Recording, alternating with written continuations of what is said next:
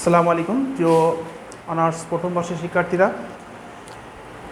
দেখো, আমি ব্যষ্টিক অর্থনীতির বাজার, পূর্ণ প্রতিযোগিতামূলক বাজার, এই যে বাজার সংক্রান্ত তোমাদের যে অধ্যায়টা আছে, এই অধ্যায়ের আজকের পূর্ণ প্রতিযোগিতামূলক বাজারের যে আমাদের কোশ্চেনগুলো আসে, সেই কোশ্চেনগুলো নিয়ে আলোচনা করব। সপ্তম অধ্যায় পূর্ণ প্রতিযোগিতামূলক বাজার। এক এক রাইটার স্যারের এক এক রকম অধ্যায় দেওয়া থাকতে পারে, তবে আমাদের মূল টপিকস হলো পূর্ণ প্রতিযোগিতামূলক বাজার। এই পূর্ণ প্রতিযোগিতামূলক বাজারের যে মুনাফা অর্জন করে, সেই মুনাফা অর্জন করার প্রশ্ন যেটা আসে, পূর্ণ প্রতিযোগিতামূলক বাজারে একটি ফার্মের স্বল্পকালীন ভারসাম্য ব্যাখ্যা করো, প্রশ্ন আসতে পারে, অথবা স্বল্পকালীন যে পূর্ণ প্রতিযোগিতামূলক বাজারের স্বাভাবিক মুনাফা অর্জন অথবা অস্বাভাবিক মুনাফা লোকসান। ঠিক আছে, আরেকটা কোশ্চেন আসতে পারে, ক্ষতি স্বীকার করেও উৎপাদন কার্য চালিয়ে যাবে, ব্যাখ্যা করো। আমরা ক্লাসটা ঠিক এমনভাবে সাজিয়ে নিব ইনশাল্লাহ, যে পাট পাট করে আজকে পূর্ণ প্রতিযোগিতামূলক বাজারে একটি ফার্মের মুনাফা নির্ধারণ হয় কীভাবে সেটা ব্যাখ্যা করব। ব্যষ্টিক অর্থনীতি,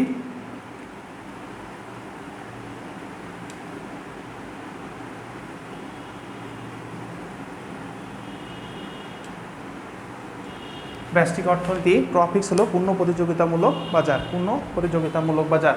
আচ্ছা, প্রশ্ন হলো কি, পূর্ণ প্রতিযোগিতামূলক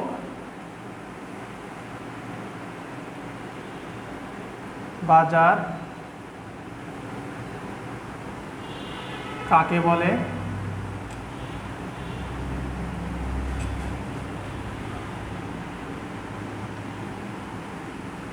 পূর্ণ প্রতিযোগিতা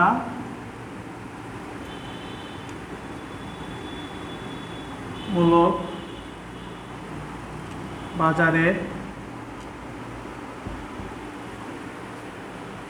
স্বল্পকালীন ফার্মের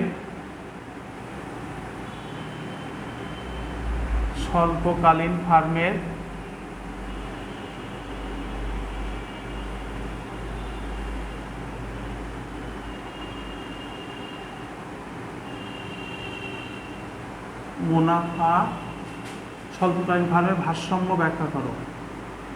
ভারসাম্য ব্যাখ্যা করো। আচ্ছা, আমাদের প্রশ্নটা ঠিক এমন, স্বল্পকালীন ভারসাম্য ব্যাখ্যা করো।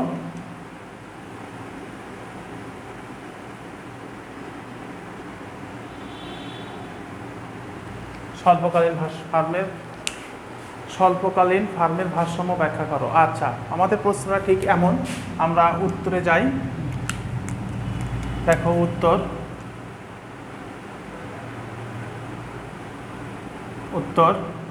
কি লিখব? যে বাজারে অসংখ্য ক্রেতা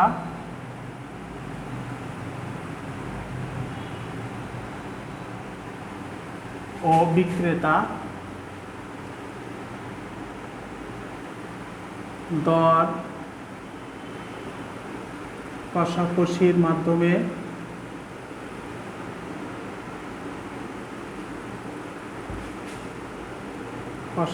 মাধ্যমে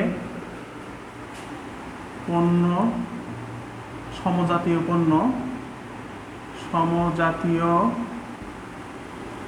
পণ্য ক্রয়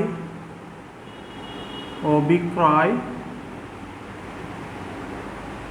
করে, তাকে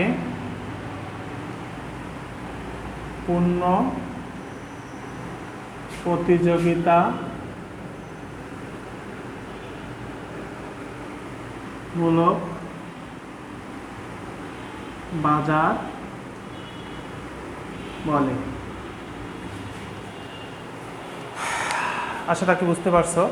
তাহলে যে বাজারে অসংখ্য ক্রেতা ও বিক্রেতা দর কষাকষির মাধ্যমে সমজাতীয় পণ্য ক্রয় ও বিক্রয় করে, তাকে পূর্ণ প্রতিযোগিতামূলক বাজার বলে। আচ্ছা, পূর্ণ প্রতিযোগিতামূলক বাজার, দেখো পূর্ণ প্রতিযোগিতামূলক বাজারে, দেখো পূর্ণ প্রতিযোগিতামূলক বাজারকে বলা হয় দামগৃহীতা। পূর্ণ প্রতিযোগিতামূলক বাজারে দামগৃহীতা বলা হয় কেন? কারণ পূর্ণ প্রতিযোগিতামূলক বাজারে অসংখ্য ফার্ম থাকে, একটা ফার্ম হঠাৎ করে এসে বাজারে প্রভাব বিস্তার করতে পারে না। বাজারে নির্ধারিত দামের উপর ভিত্তি করে পণ্য ক্রয় বিক্রয় করে থাকে। বাজারে নির্ধারিত দামের উপর ভিত্তি করে পণ্য ক্রয় বিক্রয় করে। কারণ কি, বাজারে নির্ধারিত যে দামটা থাকে সেই দামের উপর ভিত্তি করে সেই ফার্মকে অবশ্যই ওই পণ্যের দাম নির্ধারণ করতে হয়, কারণ পূর্ণ প্রতিযোগিতামূলক বাজারে সমজাতীয় পণ্য ক্রয় বিক্রয় করে। আচ্ছা, দেখো পূর্ণ প্রতিযোগিতামূলক বাজারে স্বল্পকালীন ভারসাম্য। তাহলে দেখো স্বল্পকালীন ভারসাম্য, দেখো স্বাভাবিক মানে ফার্মের ভারসাম্যর অবশ্যই শর্ত আছে, দুইটা শর্ত, অবশ্যই এই দুইটা শর্ত পালন করা লাগবে, না হলে আমাদের ভারসাম্য দাম, ফার্মের ভারসাম্য নির্ধারণ হবে না। আচ্ছা, তাহলে কী লিখবো আমরা, যে ফার্মের ভারসাম্য, স্বল্পকালীন ফার্মের ভারসাম্য, অতএব স্বল্পকালীন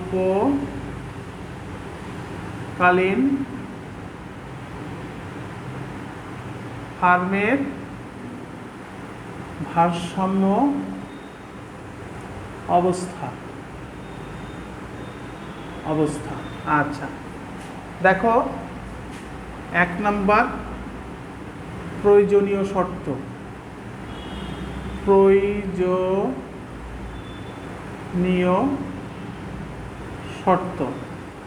প্রয়োজনীয় শর্ত কি, MR = MC, অর্থাৎ প্রান্তিক আয় ও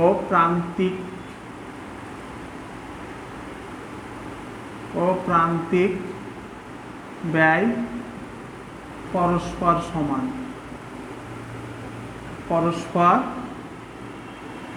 সমান। আচ্ছা, 2 নম্বর কি, 2 নম্বর শর্ত হলো পর্যাপ্ত শর্ত।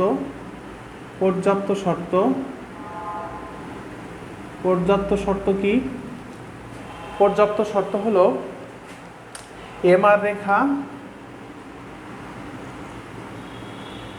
MR > MC, অর্থাৎ MC রেখা MR রেখার নিচ থেকে ছেদ করে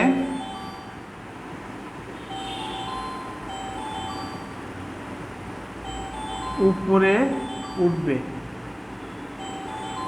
আচ্ছা, উপরে উঠবে। আমার অবশ্যই এই দুইটা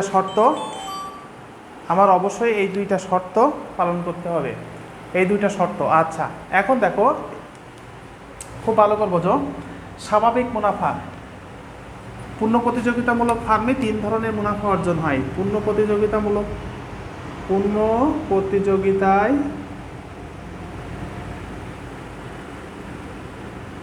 স্বল্পকালীন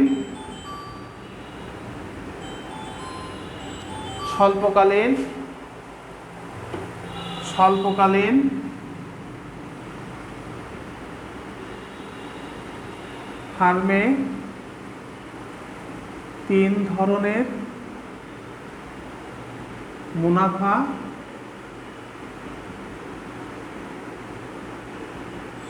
নির্ধারণ হয়। আচ্ছা, 1 নম্বর হলো স্বাভাবিক মুনাফা।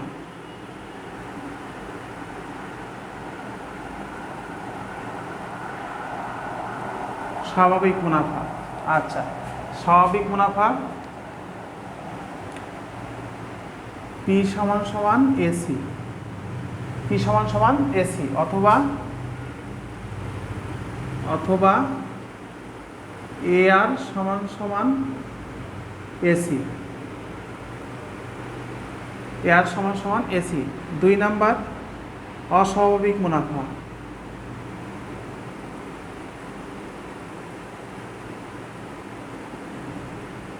অস্বাভাবিক মুনাফা কি, P > AC,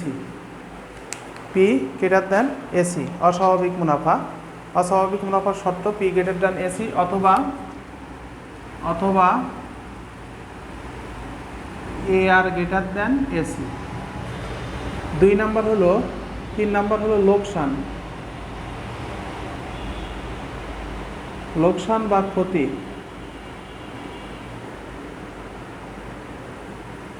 P less than AC অথবা AR less than AC। আশা রাখি বুঝতে পারছো ইনশাল্লাহ। আচ্ছা, এখন দেখো স্বাভাবিক মুনাফা। স্বাভাবিক মুনাফা কিভাবে নির্ধারণ হয় আমি 1 নম্বর ব্যাখ্যা দিচ্ছি। স্বাভাবিক মুনাফা ব্যাখ্যা।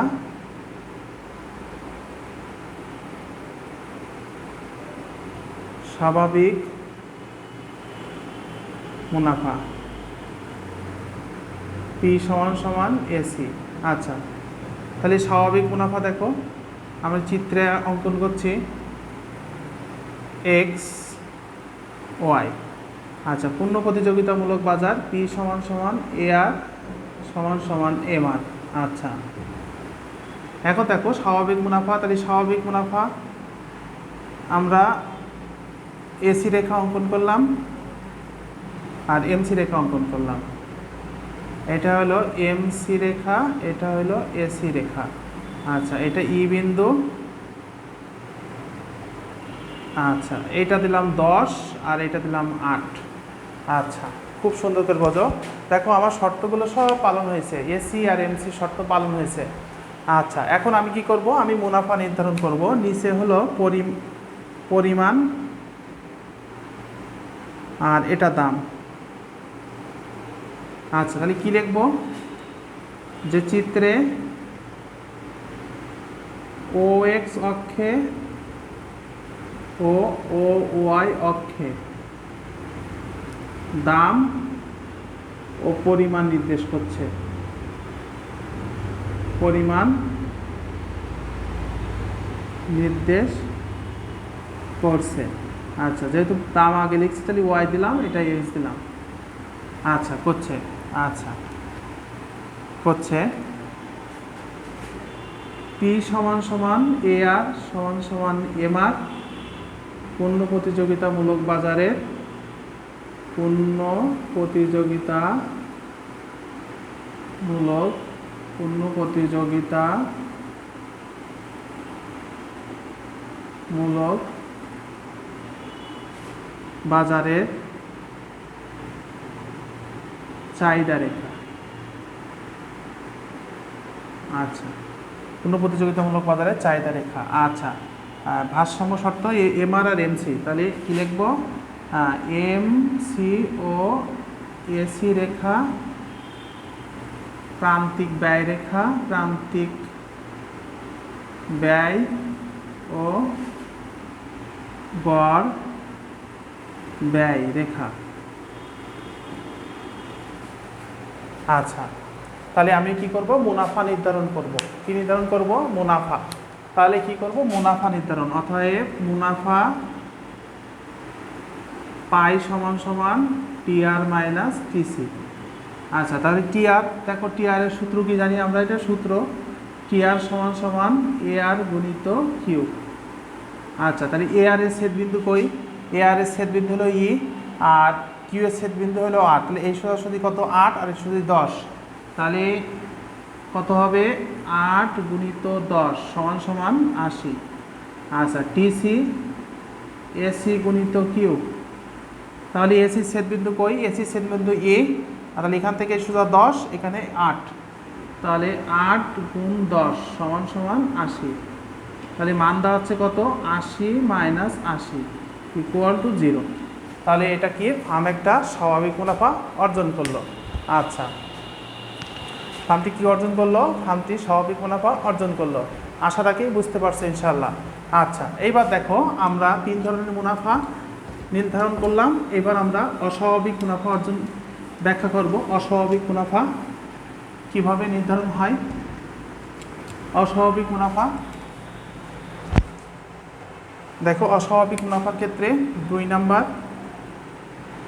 অস্বাভাবিক মুনাফা। তাহলে অস্বাভাবিক মুনাফা কি, অস্বাভাবিক মুনাফা শর্ত হলো P greater than AC। আচ্ছা, তাহলে আমরা চিত্রে যাই।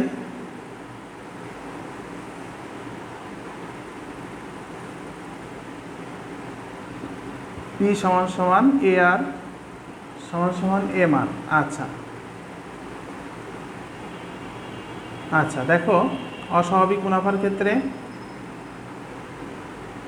এসি রেখা এমসি রেখা, তাহলে এটা হবে এমসি, এটা এসি। দেখো এই বিন্দুতে 1 নম্বর শর্ত পালন হয়েছে, ই বিন্দুতে 1 নম্বর শর্ত, এসি সমান সমান এমসি সমান সমান এম আর। আচ্ছা, এটা হলো এফ বিন্দু। আচ্ছা, এটা হলো অস্বাভাবিক মুনাফা, এখানে 8, এখানে 12, এখানে 10। আচ্ছা, 0 x y।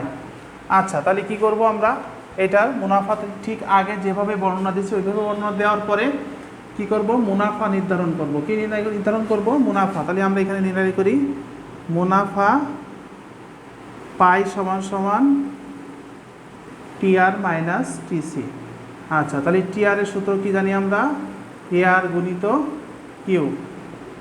তাহলে এ আর এর ছেদ বিন্দু কই, এ আর রেখা এই ছেদ বিন্দু এইখান থেকে সোজা কত 12 আর এটা 10, তাহলে 12 গুণ 10 সমান 120। টিসি ইকুয়াল টু এসি গুণ কিউ। তাহলে এসি রেখা ছেদ বিন্দু এই যে ই, এই সোজা 8 গুণ 10 সমান 8 10 কে 80। তাহলে কি দাঁড়াচ্ছে 120 মাইনাস 80 সমান 40। তাহলে কি হচ্ছে আমার, এটা অস্বাভাবিক মুনাফা অর্জন করছে ফার্ম। আচ্ছা, এবার দেখো লোকসান, 3 নাম্বার লোকসান বা ক্ষতি। তাহলে P less than AC, AC রেখা কি হবে, বড় হবে। আচ্ছা, লোকসান পি সমান সমান এ আর সমান সমান এম আর। আচ্ছা, এক্স ও ওয়াই, এটা 10, এটা 8, এটা 15। আচ্ছা, দেখো এসি রেখা এই, এমসি রেখা এই, এমসি আর এটা হলো এসি, এটা হলো ই বিন্দু, এটা হলো এফ বিন্দু। আচ্ছা, তাহলে লোকসানের অংশ। আচ্ছা, তাহলে লোকসানের অংশ ঠিক কীভাবে নির্ণয় করব, তাহলে আমরা মুনাফার সূত্র কি জানি, পাই সমান সমান টি আর মাইনাস টিসি। বর্ণনা ঠিক আগে প্রথমটা যেভাবে দিছি এটাও সেভাবে দিতে হবে। আচ্ছা, তাহলে কি হবে, টি আর ইকুয়াল টু এ আর গুণিত কিউ। তাহলে এ আর এর ছেদ বিন্দু কই, এ আর এর ছেদ বিন্দু এফ, এ সোজা 8 গুণ 10 সমান সমান 80। টিসি ইকুয়াল টু এসি গুণিত কিউ। আচ্ছা, এসি ছেদ বিন্দু কই, ই বিন্দু, এখান থেকে 15 গুণ 10 সমান 150। তাহলে মান বসাই 80 মাইনাস 150 সমান সমান -70। তাহলে মাইনাস মান মানে কি, ঋণাত্মক। মাইনাস মান মানে কি, ঋণাত্মক। আশা করি সবাই বুঝতে পারছো ইনশাল্লাহ। দেখো একটা আমি ঠিক যেভাবে তোমাকে প্রথম অংশটুকু যেভাবে চিত্রে বর্ণনা দিচ্ছি, স্বাভাবিক ফুল ওইগুলো ব্যাখ্যা দেওয়ার পরে আমার এইগুলো লিখতে হবে অবশ্যই। এই যে প্রথম শর্ত বা প্রয়োজনীয় শর্ত বা প্রত্যপ্ত শর্ত, এই শর্তগুলো অবশ্যই বর্ণনা দিতে হবে। আশা করি সবাই বুঝতে পারছো ইনশাল্লাহ। রিপন স্যারের অর্থনীতি ব্যাস থেকে তোমাদের অভিনন্দন এবং ভালোবাসা রইল। সবাই ভালো থাকো, সুস্থ থাকো। আসসালামু আলাইকুম।